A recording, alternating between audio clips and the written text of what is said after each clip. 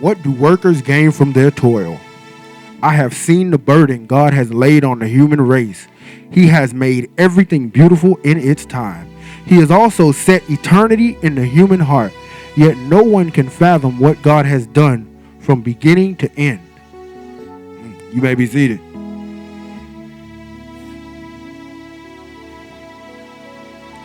I struggle with what to call this. I was just going to steal a title from a poem that I like and use that. But I got to talking to my pastor or my daddy. I don't know which one he was at the time. But I got to talking to him.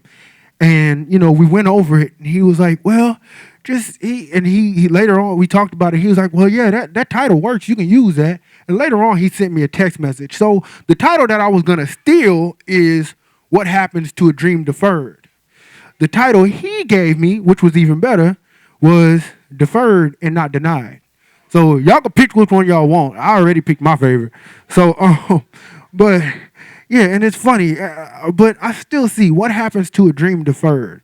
That's actually one of my favorite poems. And for those of y'all that don't know, although Black History Month wasn't that long ago, it was actually written by one of my favorite poets, Langston Hughes. It was written in 1951, and Langston Hughes is probably one of the most influential black poets of any generation, let alone the Harlem Renaissance. And that poem was so widely accepted that it actually was the inspiration for the stage play A Raisin in the Sun. And one of the other reasons it's one of my favorite poems is because it's one of the very first poems I remember my mama reading to me. Somebody bought me a book. It was a collection of Langston Hughes, and she read a couple poems out of that book, and this was the second one she read, and it says this. It poses a question. It says, what happens to a dream deferred? Does it dry up like a raisin in the sun, or fester like a sore and then run? Does it stink like rotten meat, or crust and sugar over like a syrupy sweet? Maybe it just sags like a heavy load, or does it explode? And it's funny because I look at my life and it's crazy because I've been kind of nostalgic for a while now because I moved back to San Antonio and I went to high school in San Antonio, and it was crazy because in order to get my bearings, I've been driving around to like the old houses that we used to live in and the old little private school that I used to go to. And it's funny because as I drove past the school, it made me think, so let me back up a little bit. A couple months ago, my dad called me. He was like, hey, I want you to preach the last Sunday in March. And obviously that got postponed because it's no longer March. But he said, I want you to preach for the last Sunday in March. And I was like, okay, well, I'll go ahead and I'll try to preach for the last Sunday in March. I wasn't really in a good spot, but I was like, all right, well, I've been reading this book that, he gave me. He was like, eventually we're going to do it in Sunday school or Bible study. Just read it and tell me what you think. The name of the book is What Keeps You Up at Night. And it's a really good book if you haven't read it. And I remember, and I was reading through the first chapter, and the first chapter was talking about dreams and how people go for their dreams and how people go for their dreams and try to achieve their dreams. And there's a quote at the beginning, before the first chapter even starts. It's a quote by Eric Wright, and I'm paraphrasing it, but it says, most people don't reach their dreams because most people spend most of their time running away from their fears rather than toward their dreams. And that made me think. Then there's a scripture, the very first scripture that it references in the first chapter of this book is Ecclesiastes 9. And I started reading 9, and then I read 10, and then I read 11, and I was like, huh. So I was like, maybe it might have something here. So I start reading it, and as I start trying to prepare for a sermon, I'm like, God, give me a sermon. Like, I really need something. And it was crazy, y'all, because I've been in a depressed state. Like, I've been down. Like, I've been a person that struggled with depression my entire life. Like, I've struggled with it. I never necessarily had it, but I've struggled with it my entire life. It's crazy because they say, pride is a weird thing, y'all. Pride can make you have low self-esteem. And it's crazy because you think pride, you think, oh, I'm being arrogant. But in all actuality, in me, it was reversed. See, let me back up a little. I told you I was nostalgic, so let me back up a little bit. I remember going to that school in San Antonio. One of my favorite teachers there, we had, it was a small school. We took a Bible class, and we had 9 people in the class. So he gave everybody projects to do on different religions. He gave everybody a project. He gave one girl being agnosticism, and another person Christianity, and another person. He gave me Satanism. I was like, dude, what is Satanism? And so I did the project, and I got an A on it. I did the presentation, and after class, he was like, you know why I gave you that?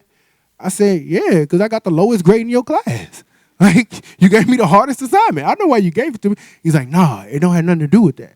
He said, I gave it to you because out of everybody in here, I see that you have the most potential. And he was like, I realized that just like your daddy is pushing you at home, as long as you here, God told me it's my job to push you while you're here. And I was like, all right. And so he asked me a question. He said, what is your dream job? I said, all right, I mean, I didn't really like school. I'm intelligent, but I didn't like school. So my answer was, you know, most people, when you ask them that, they give you their 5-year plan of what they plan to do, you know, especially when they're in high school. Oh, I'm going to go to this school. I'm going to major in this. I'm going to do that. I gave him the straightest answer because he still remembered. I talked to him last week. He still remembers that answer. I said, I don't know. I mean, I guess I want to get a job where they'll teach me to do something because I don't really want to go to school. So I want to get a job where they're going to teach me what they would teach me at school, except pay me to do it. And he was like, he looked at me kind of weird. Like some of y'all looking at me like, dude, that doesn't exist. Like, but he looked at me kind of weird and he was like, that's a straightforward answer. I respect that answer. I was like, cool. So I'm sitting here trying to prepare this sermon and I thought about that. And I was like, man, that's crazy. I told that dude that was my dream job. Now keep in mind, this was a couple months ago, y'all. I ain't had no job. Like, I didn't have a job. As a matter of fact, to look at my life, like from that point of him asking me that question until now, I'm sitting here and I'm like, it's been, 14, 15 years. And once again, this was a month ago. It's like, what have you done with yourself? Like, really, what have you actually done with yourself? Like, you look around and you see you got a sister who's 25 years old, who's had 15 surgeries in 12 years, including a kidney transplant, a knee replacement, and a hip replacement, whatever joint she got replaced, I don't remember. But she had all of these things, and she was still able to go all the way to London and go to Oxford, then come back, get her bachelor's, and turn around and get her master's degree. What have you done? You got a brother who struggled with his identity and struggled with the fact that he had coaches telling him that he was too small, that he wasn't good enough. So much so that he decided to go to school. He knew he wanted to coach, but decided to go to school for business because he was like, well, at least I can make some money. And in the midst of that, realized God's calling me to coach. I need to coach. Like, you've got a brother who's done that, who's about to get his bachelor's. You've got a sister who is an amazing musician, and the only reason she picked up a clarinet is because of you. And you can't play a lick. Like, dude, what is your life about? Like, what are you doing? Like, you know, and I'll never forget a couple months, maybe about end of last year, we started off having Bible study in that building over there. We started off having Bible study. I said started off because by the end of it, it was just an intervention for me. But it really was supposed to be Bible study. And I'll never forget, I made the statement. I said, well, that's cool, but God, I'm not one of those people that God will ever let get ahead. I was like, there are certain people that God will let get ahead and certain people that cause themselves so much pain and so much trouble that it's a miracle that God doesn't actually let them fall. I was like, I'm the second one. I'll never actually get ahead. I'll only level out because it would be God doesn't think I'm worth the effort is basically what I thought.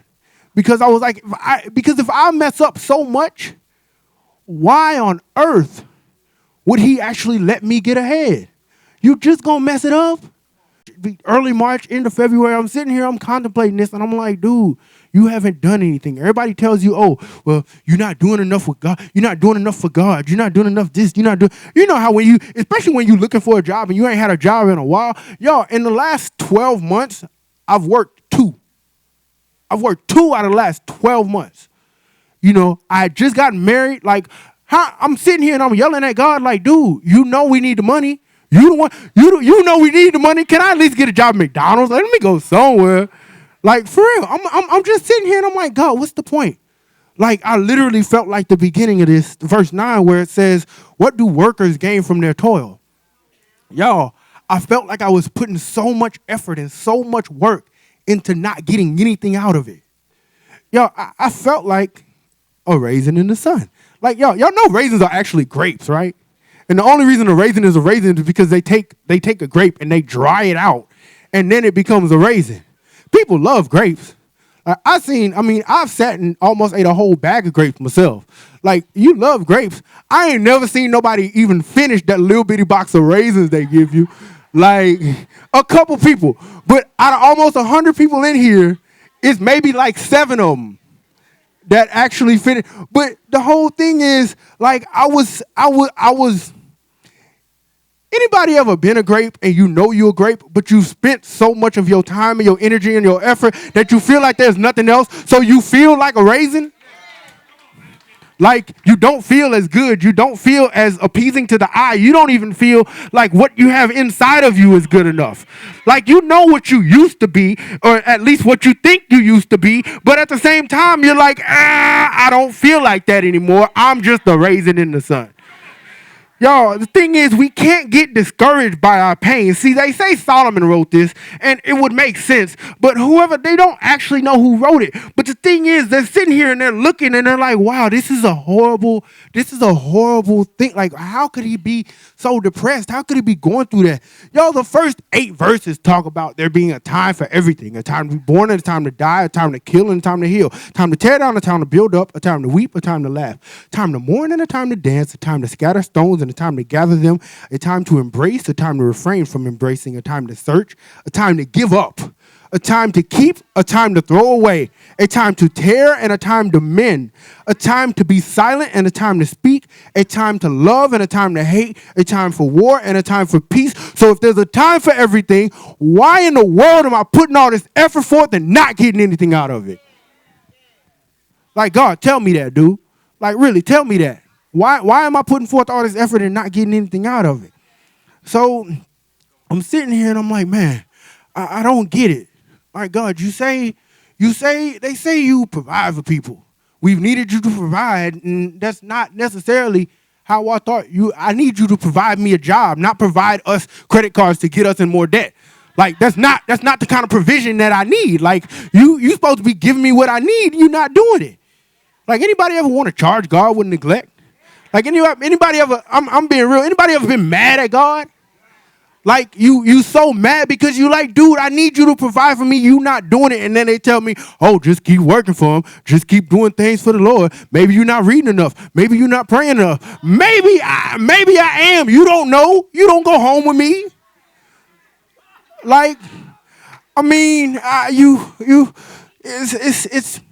he really felt like nothing we did matters because we're all going to die. Eventually, we're all going to die. But the crazy thing is, y'all, not only can we not get discouraged by our pain, but sometimes our pain will be such a heavy burden that it'll distract us from what God has placed in front of us. See, verse 10 says, I have seen the burden God has laid on the human race. The burden? Burdens are heavy. Burdens are not fun. You don't ever hear anybody say, I enjoy this burden. Like, it's a burden. Just the word in and of itself is it's almost hard to say. Like, you know it's bad when you hear the word burden. You know, that's what people say when they're trying to be nice, but they don't really want to be nice. I don't want to be a burden. You know, that's even worse than a bother. I don't want to be a bother. I don't want to be a burden. You know, and it's crazy because the burden of that is so uncomfortable and so distracting. Anybody ever had the burden of feeling like God didn't provide for you? Anybody ever had the burden to feel like God left you alone? Anybody ever had the burden of feeling like, what's the point? Once again, I feel like a raisin, y'all. There's nothing left. So now you're burdening me? I don't have anything inside of me. Why are you putting more on me? It's funny. They say he'll never put more on you than you can bear. That's a great cliche, and it's really encouraging, although it's not true. See, God is always going to put more on you than you can bear because that way you have no choice but to ask him for help. So not only should we not get discouraged by our pain, y'all, but we can't get distracted by our pain, y'all. Our pain is just, it's hard not to be distracted by pain. Like, you feel pain. Pain is pain. It hurts. It's not comfortable. It's not something you want to deal with. And 9 times out of 10, when you're in pain, it's always something else getting on your nerves as well. So not only are you in pain, but now you're irritated. And now you're frustrated. And now you're angry. You know, there's a whole lot of things that go with that pain. And we can't allow our pain. Once again, most people don't reach their dreams because they spend their time running away from their fears rather than toward their dreams. We can't allow our pain to distract us so much that we start running backwards. And it's funny because if you're not running at all, life is not standing still. Life is a treadmill, and it's coming this way. So if you're not moving forward, you're just going to go backwards until you fall. So you got to keep moving forward. Like, you have to keep moving. There is no stop. There is no almost, maybe.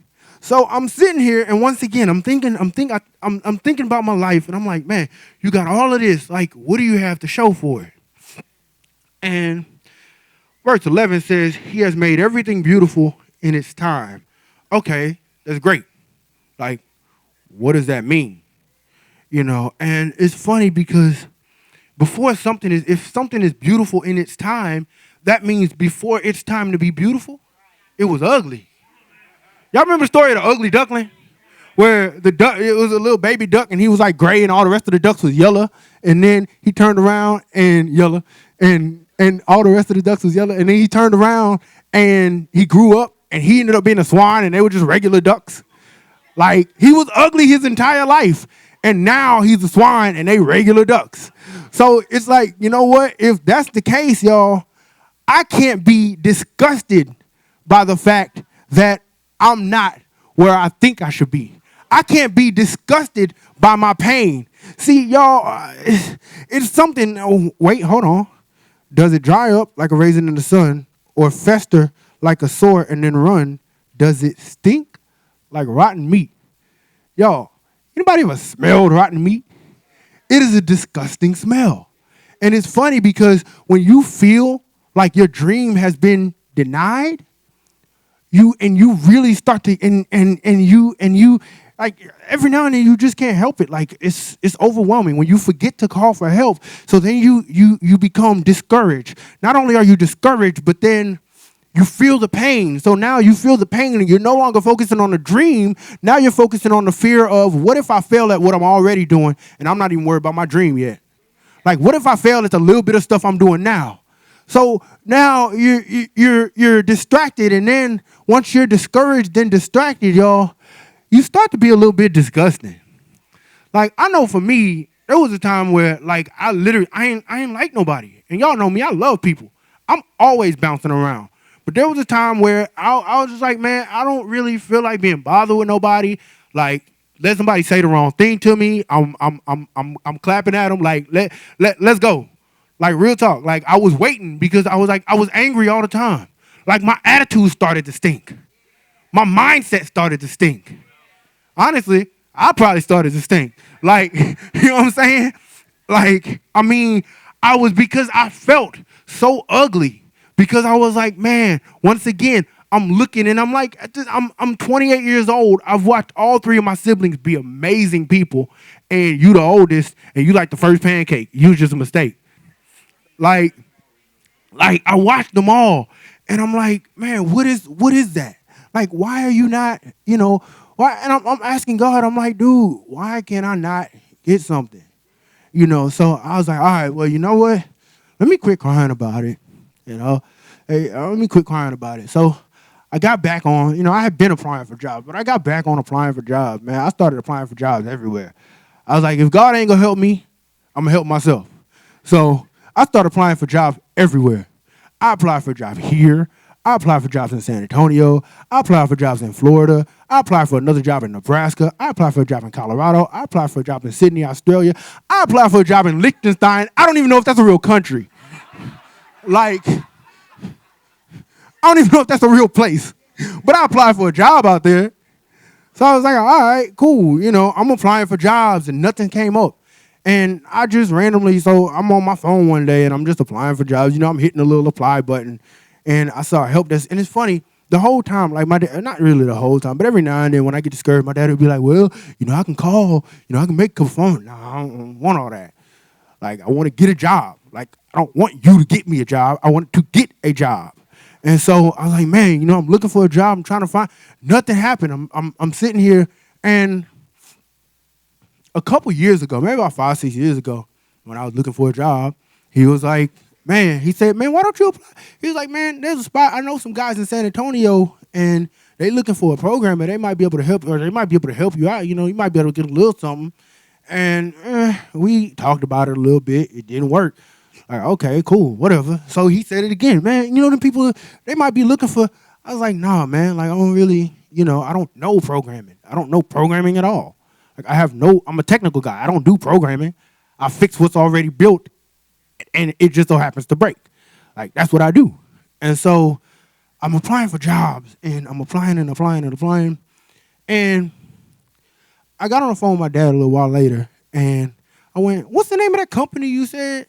And he was like, it's called Y&L. I was like, oh, I applied for a help desk job over there. Could you at least just email the dude and tell him to pull my resume up? You know what I'm saying? And he was like, well, all right, I'll do that. So he's doing that. Once again, I ain't think nothing of it. He's made everything beautiful in its own time. He has also set eternity in the heart. Yet no one can fathom what God has done from beginning to end. So I applied for the job, and I'm sitting here chilling, whatever. And man, I started to think, like, I kind of been, we'd been debating on whether or not we wanted to move to San Antonio. I had a little interview at iHeartRadio, which I thought was going to be cool till they never called me back. I was like, all right, well, that's cool too. You know what I'm saying? Y'all ain't got to call me back. I'm going to be all right. So I'm sitting here, and my dad sends me an email, and I was like, man, look, I was exhausted. I hadn't been sleeping. So I fell asleep on the sofa, just chilling. After I applied for that job, fell asleep on the sofa. My dad emailed me, and he said, I emailed him, but he didn't email me back. I said, okay, cool. All right, I expected that. Whatever. So email him, he never emailed me back. Woke up to a text message. My dad called me. He's like, hey, did you get my email? I was like, no, I didn't get your email. He said, well, read it and call me back. Okay, fine. So I grabbed the email, and I start reading. And he didn't send me one. He sent me like 12 at once. So I'm reading through the emails, and I'm like, okay, all right. So the email said, he said, well, my son's looking for a job. He applied to a help desk job. And he said, okay, well, I'll call you in a little bit. And so apparently there was a phone call. So as they were talking on the phone, then they emailed back, and he said, oh, this would be great. He said, let me see if he's interested. And that was when he emailed me and said, let me see if he's interested. I was like, well, what's the job? And so he was like, it's a programmer job. I was like, I'm not a programmer. Like, why would you, what is this? Like, I'm not a programmer. I don't know programming. I didn't go to school for programming. Remember I told y'all? Yeah, all right. I didn't go to school for programming. So he was like, well, yeah. All right, well, think about it and call me back. So I started thinking about it, and I called him back. I was like, all right, well, I guess I'll see what's up. And he goes, okay. So he starts emailing the guy. The guy emails me, and I was like, dang, but that means we got to relocate.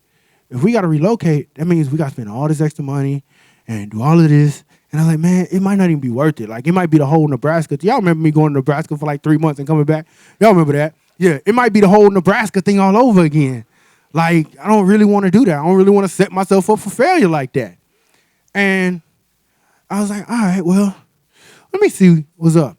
So I finally emailed him, and he was like, all right, well, if you're interested, can you start after spring break? I was like, all right, well, let's see. Like, let's see what you got first. Like, so I talked to him.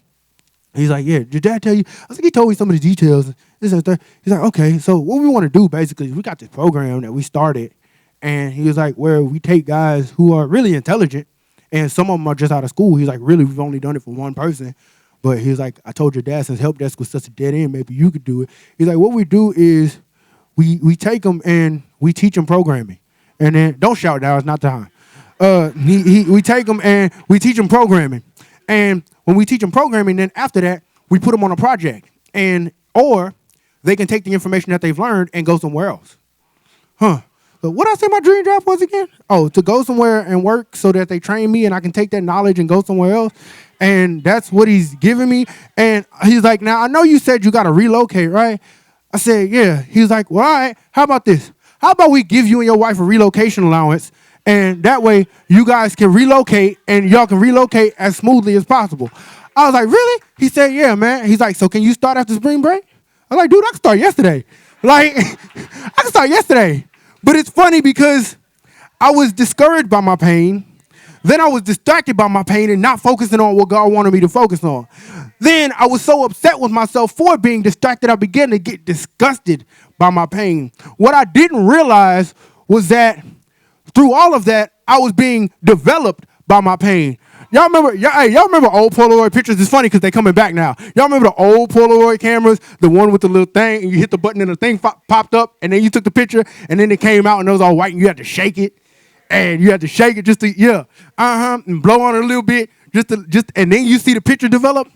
It's funny because my whole life was like that. I told y'all this was 15 years in the making. I was a 14-year-old kid when I said that. And now I'm looking back and I'm like, God is literally giving me my dream job. But the thing is, just like life has its ups and downs, every now and then you got to shake. Every now and then life's going to shake you up a little bit. And it's only shaking you up so you can be developed by your pain. And not only that, y'all, but the funny thing about pain is, the funny thing about life, the funny thing that God has placed in front of us is it's something that you never expect. Y'all see these lights in here, right? These lights look pretty, right? The little track lights that they got shining. Y'all know how much money they spent trying to get them lights to work? Y'all know how many problems that were caused with these lights? Y'all, we was in here 2 weeks ago trying to figure these lights out because we had them the first Sunday and everybody's like, oh, it's really cute, but it's too dark. We can't see. So they was like, okay, we need to fix it. We need to figure out how people can see. So we went and we spent, what was it, like $300 on lights extra. We spent $300 extra on lights, y'all. We got lights. I got up here 2 weeks ago and I'm over here trying to put lights together. Joe and Mr. Tim are trying to figure the lights out. So we sitting there, and I'm putting them together. They trying to figure it out. And Joe took one of the lights, and he accidentally shined it in his face. And so he was standing like this. It was that light right there. And he shined it in his face, and he moved out of the way. And when he moved, he realized that the light from over here was shining over here, and it lit up the whole other side. And he was like, wait a minute. So he took another one, and he did it again, and he lit it up even more. And he was like, man, you see that? I was like, yeah, I see that. He said, Tim, look. And Tim said, wait a minute. So he shined one this way. And he said, he shined another one this way. He said, how about that? It's funny. Them same lights that we already had, we knew that they put off light.